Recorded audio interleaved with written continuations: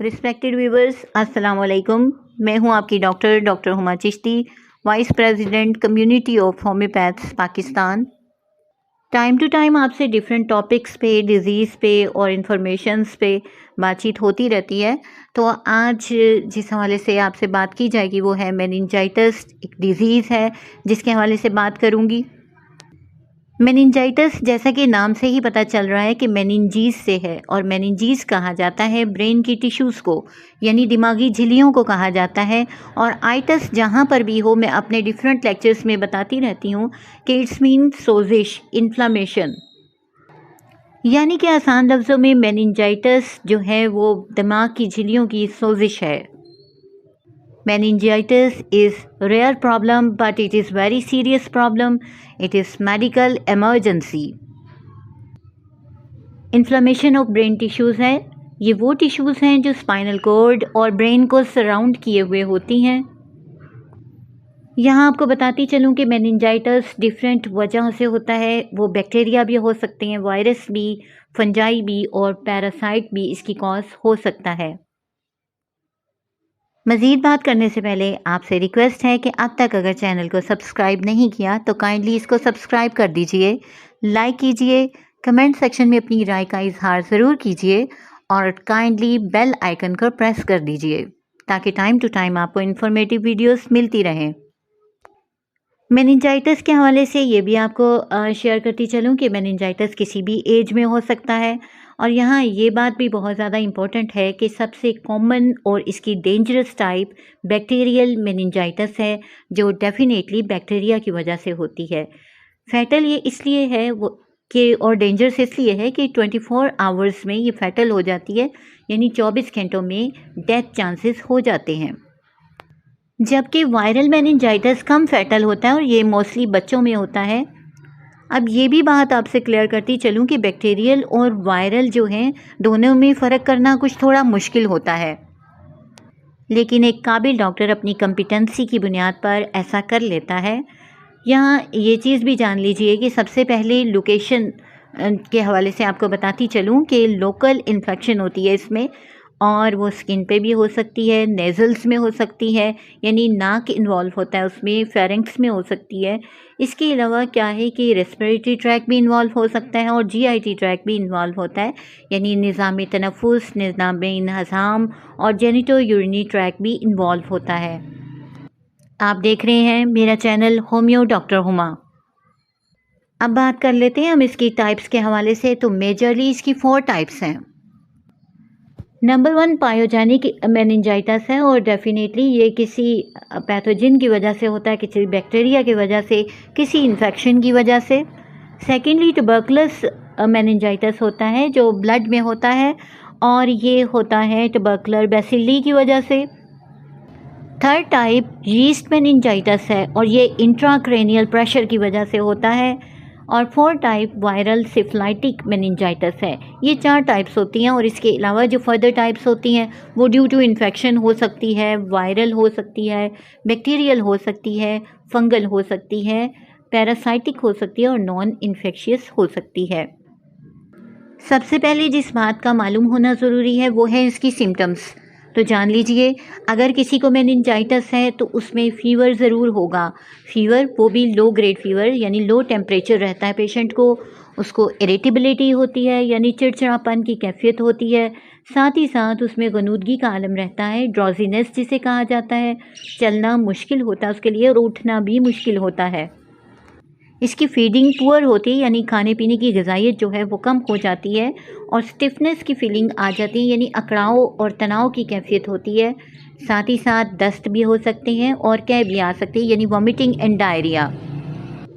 एक और चीज़ जो आप देखते हैं और प्रेजेंटेशन देखते हैं जब पेशेंट की, तो उसमें पर्पल रेड स्किन होती है, कुछ रैशेस होते हैं, ब्रूजेस होते हैं जो उसकी स्किन पे नज़र आते हैं, यानी कि उसकी स्किन जो है इस कलर की हो जाती है। और इस बेस पे हमारी जो मेडिसिन है लेक्सिस और आर्निका, उसकी सिलेक्शन हो सकती है। इसी तरह पेल और ब्लॉची स्किन होती है, या तो बिल्कुल जर्द हो जाती है और धब्बे से बन जाते हैं उसके ऊपर। ना सिर्फ ये बल्कि सीजर्स भी होते हैं, यानी झटके भी लग सकते हैं। बच्चों में अगर देखा जाए तो बल्ज होता है फोंटेनेले पे, यानी कि इनका जिसे उर्दू में तालू कहा जाता है, जहाँ के सूचर्स हड्डियों के मिलते हैं और खोपड़ी का हिस्सा बंद होता है, यानी वो सॉफ्ट स्पॉट जो बच्चों की शुरू में बंद नहीं होती सर की हड्डी, उसके हवाले से बात कर रही हूँ। यहाँ एक बल्ज सा बन जाता है और बच्चा हाई पिच्ड में बहुत ज़्यादा क्राई करता है, बहुत ज़्यादा चीखता चिल्लाता है। बच्चों में एक ये अलामत भी होती है।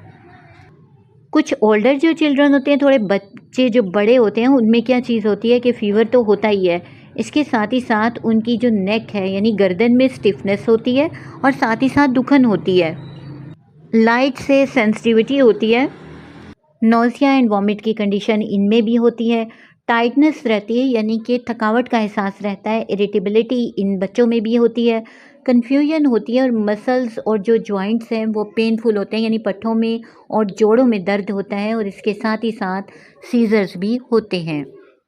अब हम बात कर लेते हैं इसकी कॉजेज़ के हवाले से। कॉजेज़ में वैसे वो चीज़ आ जाती है जिससे मैंने आपको बताया कि ये किसी वायरस की वजह से हो सकता है, किसी बैक्टीरिया की वजह से हो सकता है, फंगल और पैरासाइटिक जो मेनिंजाइटिस हैं ये हो सकते हैं। ये तमाम चीज़ें जो हैं इस वजह से होती हैं। इसकी कॉम्प्लिकेशन अगर देखी जाए तो कॉम्प्लिकेशन में होता है कि अगर इसको हम बर वक़्त ट्रीट नहीं करते, जैसा कि किसी भी अगर प्रॉब्लम को हम ट्रीट अगर टाइम पे नहीं करते हैं तो बहुत सारी कॉम्प्लिकेशंस हो जाती हैं। तो मेनिंजाइटिस में क्या होता है कि ब्रेन डैमेज होने का ख़तरा होता है, हेयरिंग लॉस हो सकती है यानी सुनने की सलाहियत कम हो सकती है, ये ख़त्म हो सकती है।